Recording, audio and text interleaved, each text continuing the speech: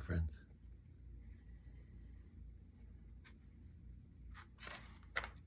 Hello, friends. It's just your crazy, disturbed, psycho, delusional uncle. Hope everybody's doing great. It's a lovely NFL Sunday as we move into the divisional playoffs. We've got Eagles -6 at home against the Rams. Let's look at that. Man, honestly, I think the Eagles are going to cover on that one. I'm not going to bet it heavy, but I am going to bet it. And then tonight, Bills -1 at home against the Ravens. That's another tough one. But I would take the Bills in that one. Home field advantage. Yesterday was hilarious. I won the night game, which was kind of sad to witness. I love both those teams. I love Washington and Detroit. I wish they both could win, and it pissed me off that one of those guys had to go down. But that quarterback, Jaden Daniels, is unbelievable. I mean, there is something so special about that guy. I've never seen anything like it. The way he fucking zings a ball when he throws it is like, I've been watching football since I was a little boy. I've never seen it. I've never seen anything like it. It's incredible. I would love to see him go all the way, because it would be amazing to see a rookie win the Super Bowl. You know, wouldn't that be awesome? But like on that first game yesterday, I had Houston +9, and I stopped watching the game when they lost the ball, and Chiefs were up by 11, and I went and did something else because I thought, that's a loser. I lost on that one. And then all of a sudden, my friends are texting me going, dude, you just pushed. I'm like, what? That last second safety at Mahomes, it caused a push, and I didn't lose. Pretty funny stuff. Got lucky there. But anyway, enough football. Let's get to the stuff we really love. Guitar. Well, hell, we really love football, too. I want to say thank you to a guy named Dan Fisher. He sent me a couple old beer cans, and one of them is the one I always wanted, the Paul Bunyan flat top. Thank you, Dan. That's very cool. And another guy, and I can't remember his name. I'm so sorry. I tried to even look it up in my emails, and I can't fucking find it. But this guy sent me these really cool old 1967 Motor Trend magazines, when there's all this great shit about GTOs and all this really cool stuff. I mean, testing 2 Tigers, where one's got an automatic and one's got a 4-speed. Awesome shit. Dude, you know who you are. I'm sorry, I can't remember your name. That's just bad YouTubing right there, and I apologize. But thank you for sending those, bro. Very cool. Here we go with a 65 Gibson Firebird I, okay? At this point, I can't remember if I've already done a restringing video with this guitar or not. We're only at 1,100 videos, so. But this one needs some strings. And I was gonna do it, and I thought you might wanna come along. So, I also got some hot VCB I can get into. Say, big thank you to all the sweet comments about the Leo's drumming on that video yesterday. Man, he's doing so great. You know, those guys are so funny about wanting to jam. They get really weird, like when I ask them to jam, especially when I ask them to jam together. Like, they're like, I don't like this song. Or they'll be like, I don't know, Dad, can we do another song? And I'm like, well, what song do you want to do? I don't know. And but Leo doesn't really like that song, Signs, but I thought it was a really good one for him to start learning drums to, you know. And it is. Dad's always right about shit like that. But he got it, and he actually, I can tell, even though he's trying to act like he doesn't like it, I know he likes it deep down. He's just trying to be a tough guy. And he really enjoys doing all those little kicks and pushes in the song. And it's just so cool, man. I mean, but like I sent that video of that to Sarah and Sarah's mom, who's a grandmother. She's great. And they were like, "Wow, man, it's so cool that you're teaching them all that stuff." And I said, "Man, honestly, these guys have so much music in their DNA. It's basically just like putting a fish in water. There's just, it's not hard to show them stuff. They just pick it right up because they're born to do it. And I mean, their mother's an amazing singer. You know, father is a hack guitar player, barely working. But they just come to it so natural. It's just really cool to witness. Enjoy showing it to them and just seeing how fast they pick it up. They get frustrated, I'll tell you, when they don't get stuff right away. Leo especially, like if you try to teach him something and he can't get it right away, man, he gets frustrated. He'll just like storm out of the room. I keep telling him, dude, this shit is not easy. If it was easy, everybody would do it. But you know, I think he just gets frustrated. I don't know. Anyhow, here's a cool guitar, and here's a cool bridge that Nick Druschel at Glaser Instruments made. Look what he did. Can you see that? He made thumb wheels with offset posts. I mean, this is some crazy machine genius shit that he's doing here. Can you even see it? Offset posts, of course I smacked the light. The posts are like off to the side on that bottom thumb wheel, not in the center. And he put an ABR1 on there and using the original holes. That's the kind of shit Nick Druschel will do for you.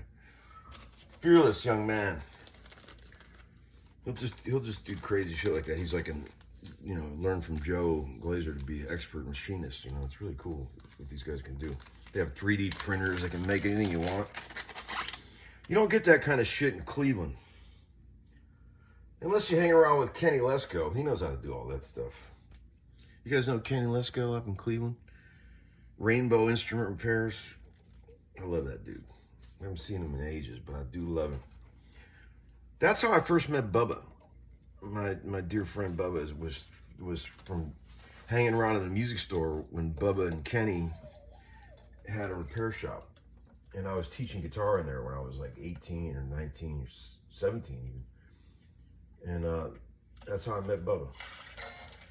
And those guys were all a bit older than me, but they were nice enough to let me hang around with them, teach me some shit. But I'm sure a lot of you Clevelanders out there know Kenny. He's awesome.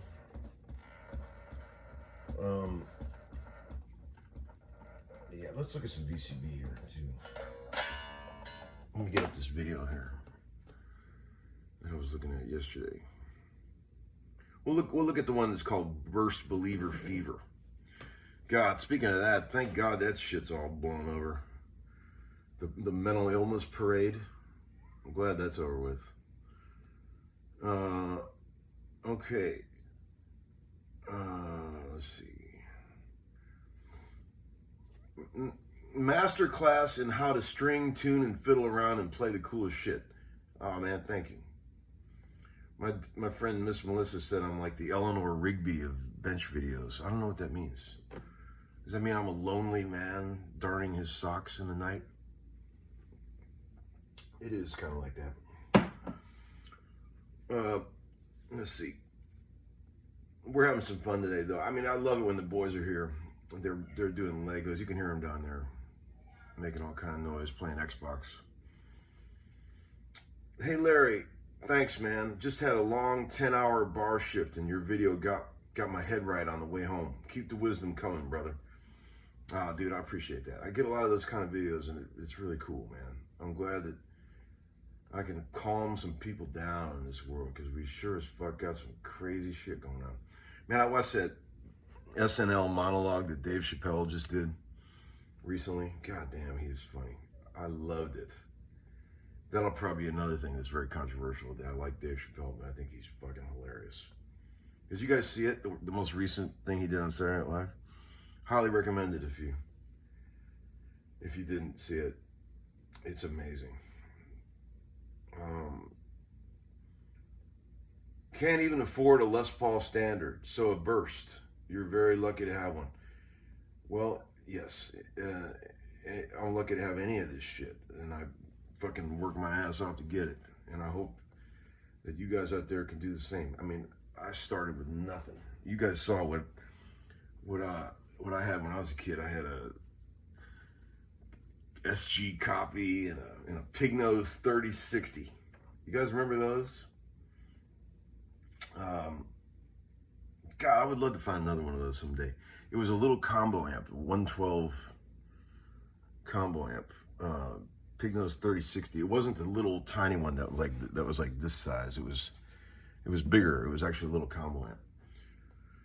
But that was the first time I ever heard distortion. My brother Doug got me that amp, and he plugged it in and turned on the gain, and he started playing Foxy Lady, and I was like, whoa, I'd never seen distortion before on a guitar. I remember it like yesterday.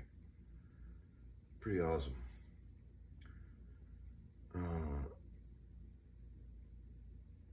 Hey, Uncle Larry, do you have a preference on nuts?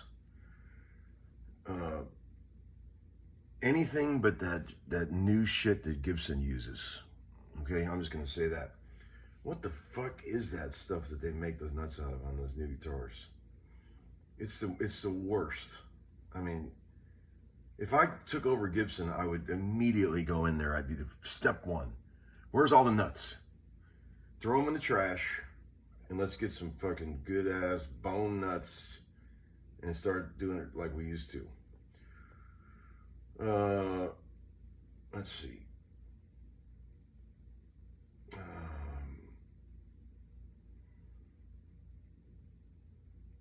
Let's see. I'm looking for a good one here. I'm trying to get to the good ones. Oh, the one guy, I was trying to think of the guy's name that owned that Burst previous to me, and his name was Greg Platzer. That's it, from BCR Guitars. You guys know him? Someone pointed that out. Uncle Larry, what do you use to oil the fretboards? It's just this shit I had laying around. I think I've showed it to you before. I don't even know what it is, but it works.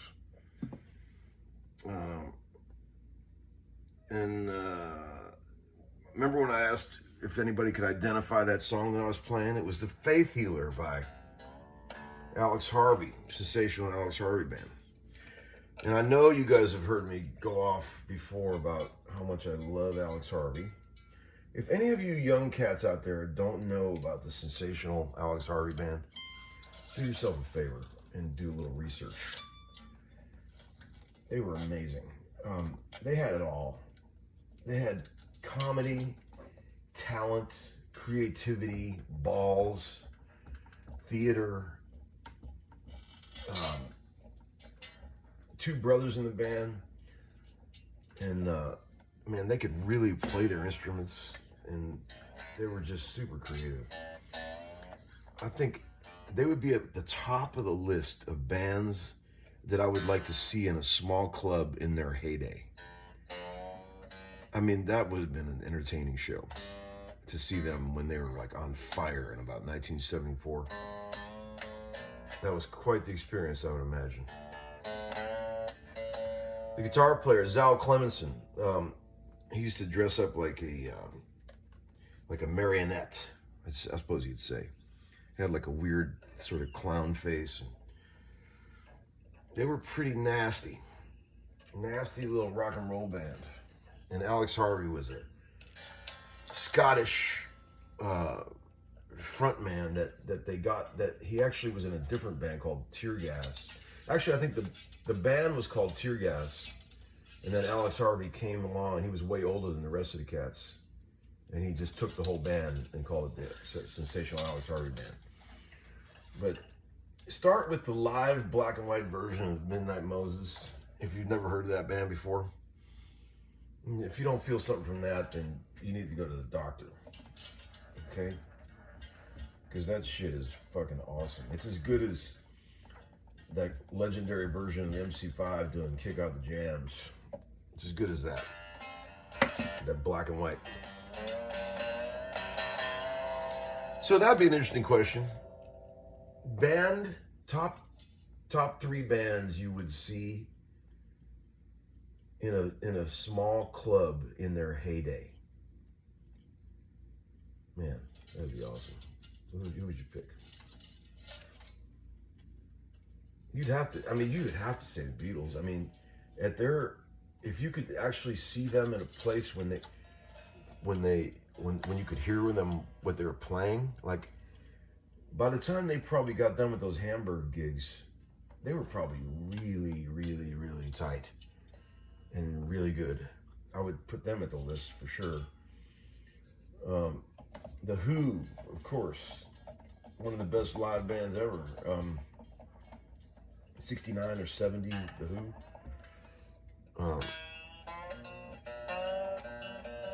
Who am I forgetting? Some bands that I loved in my life, I really loved their records, but they weren't particularly great live. Like the Cars, for example. I mean, amazing records, but their live performances were kind of like, you know. But like a band that could really deliver live. Who else? Zeppelin would be up there. Who else did you pick? I don't know. I can't think of any bands right now. Jethro Tull. Real musicians that could really play. Or as Jimmy Page used to call him, Jethro Dull. I always thought that was fucking hilarious.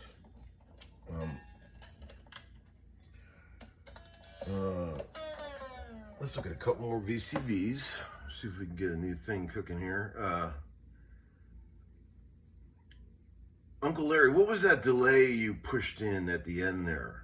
Made my soul exit my body for a quick second. It's just a Strymon Brigadier, man. If that's all it takes to get your soul to exit your body, you can purchase that for $200. Oh, one guy had the balls to send me an email saying, "Hey man, I'll bet you $100 that the Redskins are going to beat the Lions with no point spread, just straight up." And the Lions were 9-point favorites. And I said, "I'll take that bet." And he won it. He called that shit. That was good. Thank God I had 500 on Washington myself. So I ended up winning. But man, that was pretty ballsy to take that bet with no point spread. So maybe that could be a whole new thing, like where I get viewer gambling. Like I start betting with my viewers.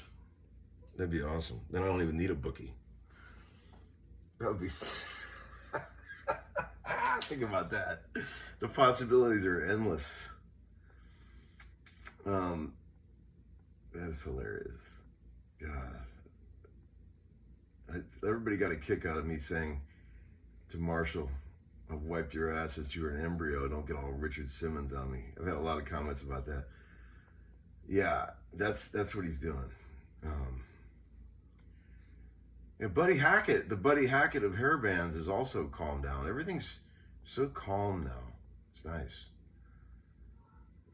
Did you ever take the pick guard off of that burst to look at the difference in the red underneath? No, I haven't, but I've taken the poker chip off, and it's dark red under there. I don't want to mess with that pick guard. Like I told you, it's all perfectly melted together. I feel like disturbing that would be like opening a tomb, a 1,000,000-year-old tomb. I just couldn't do it.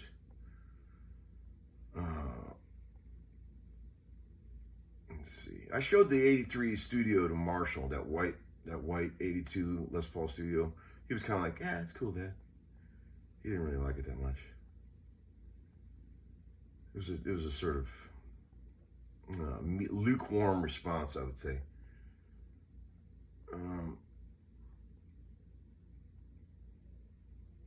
Let's see. lot of questions about strings. Like, these are what I use. These, and when people say, "Why do you use them?" I just like them.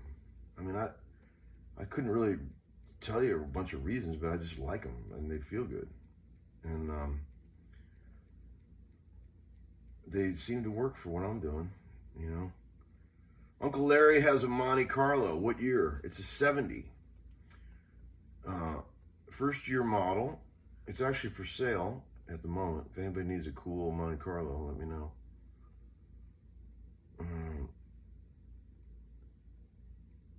I can't have 3 old cars. That's too many. That's just too many, friends. And a lot of questions about this tuner. This is a Peterson Strobo Flip, which is my favorite tuner ever, basically. And you can't get these anymore. So all my buddies that play acoustic in the studio love these, and they use them because they're so good, and they're better than the ones they make now. But you can't get these anymore. I used to call them the ham sandwich because they look like a ham sandwich. I buy every one of those I can find because you can't get them. So does Brian Sutton. He buys them. He buys every one he can find too. They're great. They're just really accurate, and they work really good. The new ones I just don't like as much. I don't know what's going on with that. They don't seem to work as good. Imagine that. A scenario where the older thing is better than the newer thing. Imagine that.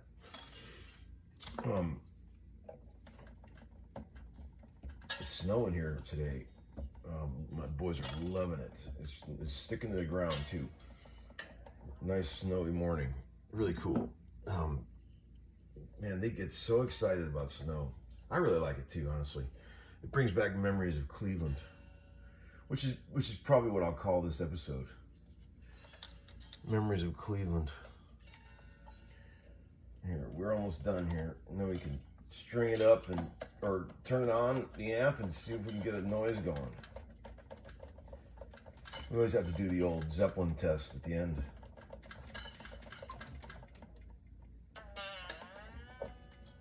Okay, let's cut these.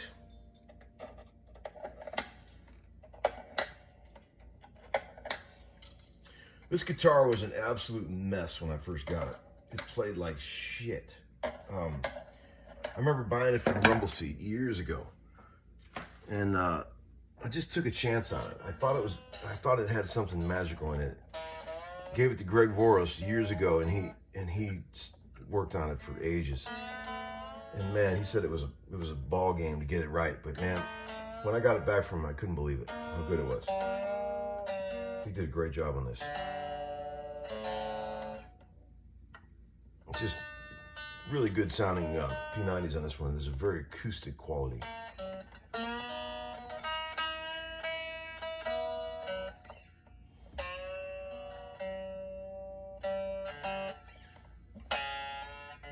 My biggest bitch about these guitars is this. Terrible design, having a 3-way switch here for the pickup selector. As a matter of fact, on an older one of these non-reverse birds that I had years ago, I actually just had the switch moved up here. I put a regular Les Paul type switch up here because it was kind of a chopper. It actually was way better like that. That's what they should have done. But any James Honeyman Scott fans out there will remember him playing a guitar similar to this in his video for Kid. You remember that? Okay, let's get the old corporate amp going. And get the old corporate cable.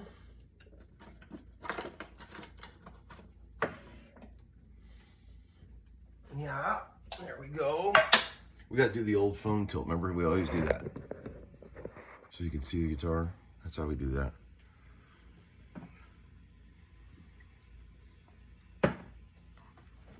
Okay.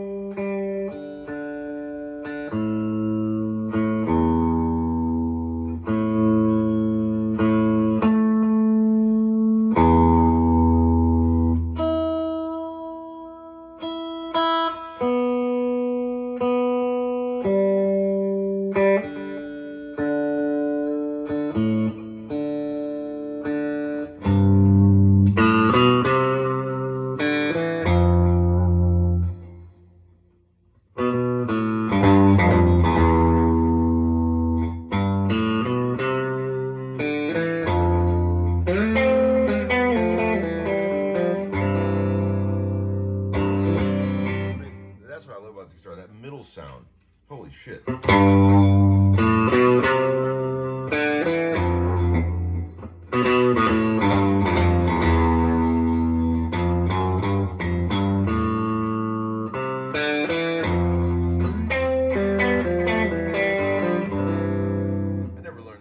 Is that right? Close, right?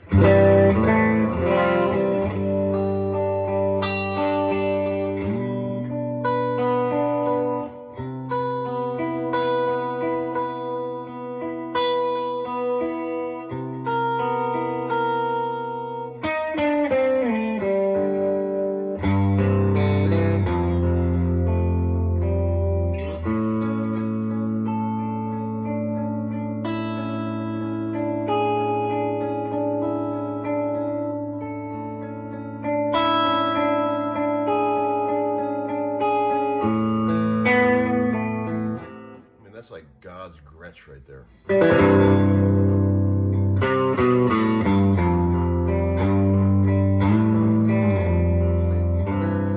What do you want in life? Here's the neck.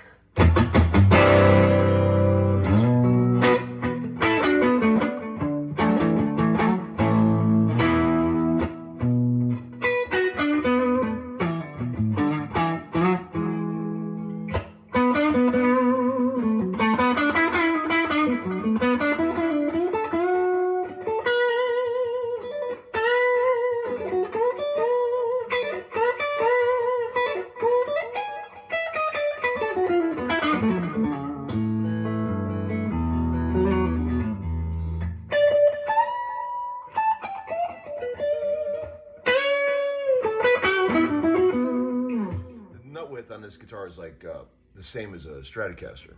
It's a little more narrow than the Golden Age Gibsons. It's not 1/11/16.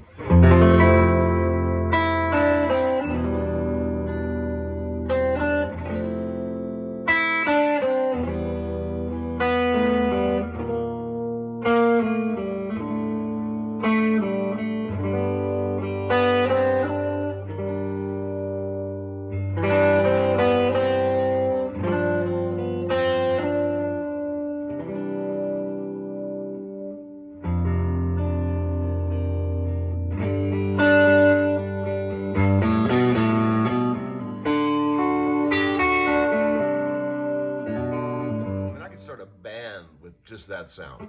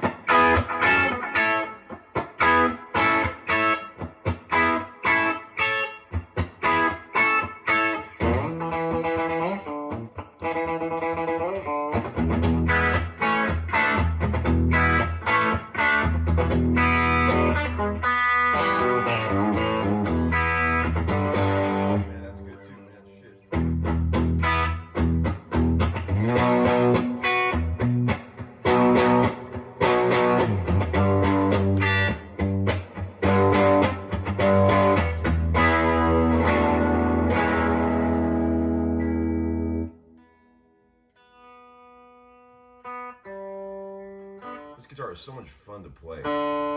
Because it's just like a party, man.